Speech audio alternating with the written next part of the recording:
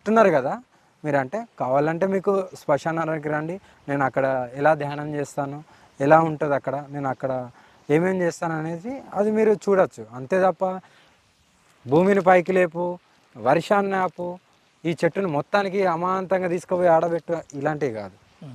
అలాంటి చేయాల్సింది భగవంతుడు ఒక్కడే.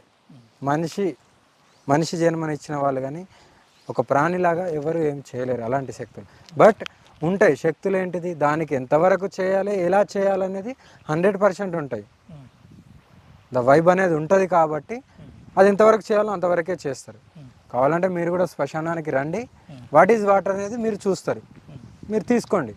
చాలామంది అడిగారుగా, శ్మశానంకు పోదు, అక్కడికి పోదు, ఇది అది లేదు, ఈమె అసలు శ్మశానాలలో తిరగదు. కొందరు అంటారు కాశీలో బోట్ల మీద ఉండి వీడియో పెడతారు. ఇదే ఆర్టీవీకి ఒక సమ్ పర్సన్ నా దగ్గరికి వెళ్ళిపోయిన తర్వాత నేను కాశీ వెళ్ళా. సమ్ పర్సన్స్ ఎక్కడో వాళ్ళని తీసుకెళ్ళాలి వాళ్ళ కుటుంబ సభ్యులు. అప్పుడే వెంటనే నేను కాశీ వెళ్ళి ఎక్కడికి వెళ్ళి ఇచ్చానా, శ్మశానం నుండి ఇచ్చానా, లేకుంటే కాశీలో ఎక్కడో ఇంకా మూలగుటికి పోయి ఇచ్చానా.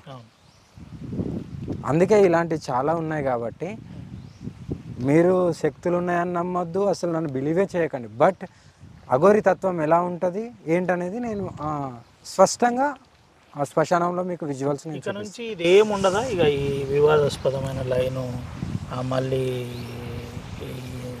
శిష్యులు శిష్యరికం ఇలాంటిది ఏముండదు. శిష్యులు శిష్యరికం, ఈ కాంట్రవర్సీస్ ఇలాంటివి ఏముండయి. అందులోకి ఆ మాట కూడా నన్ను ఇంకెప్పుడు అడగకండి. ఇదే ఫైనల్ అవ్వాలి. నేను కాంట్రవర్సీకి మీరు వేరే వాళ్ళు ఎవరైనా వచ్చి కాంట్రవర్సీగా వాళ్ళు ఎలా ప్రవర్తించినా సరే ఓకే జై భోలేనాథ్ అంటాను తప్ప వాళ్ళు తిట్టుకున్నా నవ్వినా ఏమైనా చేయని, జస్ట్ ఆయన దలుచుకుంటూ ఇలా ఉంటాను తప్ప నాకు ఇవన్నీ నేను ఇంకా. కాశీలో కనెక్టివిటీ మీద ఏం చెప్తారు ప్రజలకు మీరు? Yeah, that is the power of Bhairav.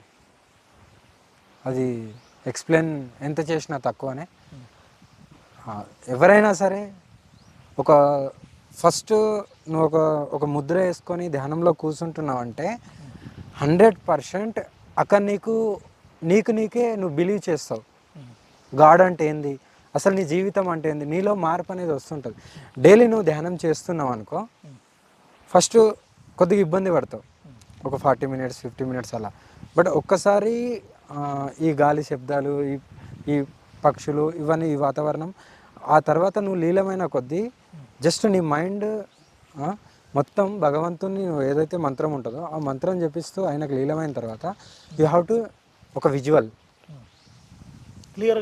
క్లియర్గా నీకు నువ్వు జస్ట్ ఎక్కడైతే కూర్చుంటావో ఒక ముద్ర అనేది కంపల్సరీ ఉండాలి. ఆ ముద్ర ఆసనం మీద కూర్చొని నువ్వు బిలీవ్ చేసిన గాడ్ని, ఒక మంత్రాన్ని కంపల్సరీ, ఒక మంత్రం లేదా ఏముండదు, ఆ మంత్రాన్ని జపిస్తూ, ఓకేనా, ఆ మంత్రాన్ని జపిస్తూ నువ్వు ఆయనలో లీలమైనవు అనుకో 100% నీకు ఆ విజువల్ కనబడుతుంది. అది ట్రై చేయండి మీరు. ఇప్పుడు మీకు ఇదంతా నష్టం జరుగుతుందని ఎప్పుడన్నా కనబడలేదా? మీరు కూర్చున్నప్పుడు ధ్యానం చేసినప్పుడు ఇది ఒక ప్రమాదం ఉంది, మీరు మోసపోతున్నారు, ఇటువంటిది ఏం కనబడలేదా? నేను ఫోకస్ చేసిందంట ఎక్కడి నుండి స్టార్ట్ అయిందంటే నేను చెప్తాను. ఎగ్జాక్ట్లీగా మా అమ్మనే. మా అమ్మ గుడికా నుండే స్టార్ట్ అయింది, ముత్యాలమ్మ. ఆ పర్టిక్యులర్ పీరియడ్ టైంలో 1 by 1 గుళ్ళు దంసాలైనాయి. అదే ప్రక్రియ టైంలో నేను ఇంకా నార్త్కి వెళ్ళడం రావడం కూర్చోవడం నేను చూసుకోగలను. బట్ ఇక్కడ ఏం చేసిందంటే ఇంకా నేను దాని పేరు తీయను, ఇంకా దాని గురించి పోరాటం చేసిన, వీటి గురించి ఆడపిల్లల గురించి చేశాను. ఇదే కాంట్రవర్జేషన్ పెట్టాను తప్ప వాట్ ఈజ్ వాట్ నాకు ఏమైనా పర్లేదనే నేను ఉన్నాను. ఓకే, నేను భోలేనాథ్ ఇక నేను అది కూడా అనద్దు, మళ్ళీ దాన్ని ఒక రాగా పెడతా, మళ్ళీ ఆత్మార్పణ మాట తీసింది అంటారు. అందుకే నేను అది కూడా అంటలేను. అందుకనే నేను ఏమంటున్నా అంటే ఆ పర్టికులర్ టైంలో నేను ఆ పోరాటంలో ఉన్నాను. నేను నిజంగా చెప్తున్నాను, పీఠాలు వేసుకొని నేను ఈ స్వామీజీని, నేను పీఠాధిపతిని, నేను అది అని ఉన్నారు కదా, వాళ్ళు లక్షల కోట్లు సంపాదించుకొని ఉన్నారు తప్ప ఎవరన్నా వచ్చి అక్కడ కనపడ్డారా, పోరాడిలా? సరే కెమెరా ముందుకు రాకపోయినా పర్లేదు, out of the back all లైన్లో పని చేయలే కదా. మరి వాళ్ళకి ఇప్పటికైనా శిక్ష పడ్డదా? మీరు అడగచ్చు, మరి నువ్వేం చేసినావమ్మా, నువ్వు పోరాడినావు కదా వాళ్ళకి శిక్ష మీరే నాకు శిక్ష చేసేటట్టు చేసిండ్రు, పోరాడడానికే శిక్ష చేసేటట్టు చేసిండ్రు. అంటే ఇక మీకు ఊహకు వదిలేస్తున్నా. అలా ఉన్నది కాబట్టి నేను ఆ పోరాటంలో ఉండే. ఎక్కడైతే ఇది మీరు చూసుకోలేకపోయినారు. యా అంత టైం కూడా కేటాయించలేదు. ధ్యానంలో ఉన్న శ్మశానాలకు యథావిధిగా వెళ్తున్నాను. బట్ అక్కడికి శ్మశానంకి వెళ్ళినా పాపం ఈ ఆడపిల్లలకి ఇలా అయింది, ఏం కావద్దు భరణ, నేనేం చేయగలుగుతాను, వాట్ ఈజ్ వాట్, నాతో ఏమవుతుందో నాకు ఎంత అవుతుందో అంతవరకు చేయాలి. ఇలా గుళ్ళు ధ్వంసమైనాయి, వీటికి ఎలా శాంతి చేయాలి, ఈ కోణంలో నేను పోరాటం చేసినాను తప్ప నేను ఇలా వీళ్ళు మోసం చేస్తారు, వీళ్ళు వస్తారు, వీళ్ళు మోసం అనేది ఇప్పుడు నన్ను చేశారు, వాళ్ళు హ్యాపీగా ఉండని. వరుసగా అంతకుముందు ముఖ్యమంత్రిని తిట్టినావు, మరి నేను అదే చెప్తున్నా కదా, కోపం మీద ఉన్నట్టున్నాడు సార్ కూడా. చెప్తున్నాను కోపం మీద ఉన్నారు అంటే ఆ పర్టికులర్ టైంలో ధర్మం గురించి పోరాటం చేస్తున్నాం కాబట్టి ఎవరికైనా అనిపిస్తుంది.